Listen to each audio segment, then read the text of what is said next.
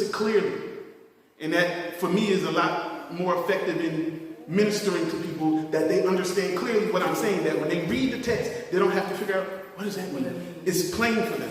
Even though that's not necessarily the version that I do my own study from. But I want to make it easier for other people.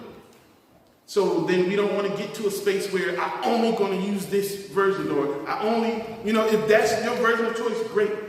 But also understand that with a lot of these, the great technology and the way God has brought wisdom out, there are a lot of versions that have some better understanding to it, or some better plainer in our language, meaning that we can grasp from a different version.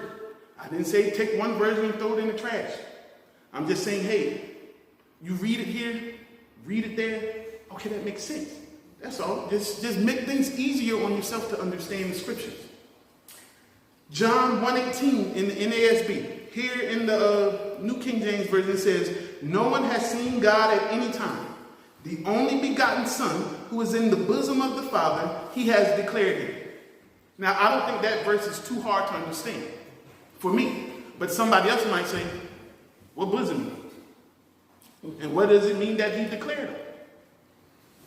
Okay, John 1:18 in the New American Standard Bible, the 95 version says, no one has seen God at any time.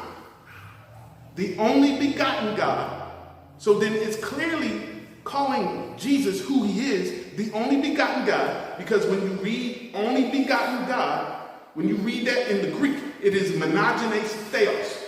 Monogenes theos. Monogenes, begotten, only begotten, and theos, God. The only begotten God. The only begotten God who is in the bosom of the Father, who is in, when somebody's in your bosom, right here in your chest, the only begotten God who is right here in relationship, in the closest relationship you can have with anybody, right here, he has explained God. So then we only know God the Father, we only know Yahweh, we only know who God truly is because we know the person and the work of Jesus Christ. He said, when you have seen me, he said, Philip, have I been with you so long that you don't know me yet? Why are you asking me to see my Father? When you're looking right at my Father, when you look at me, because everything God the Father is, every single thing God the Father is, again, every single thing God the Father is, Jesus is. Because, what's the E word? He's equal. So then he can say, because it would be blasphemy if he was less than God, to say everything my Father is, I am.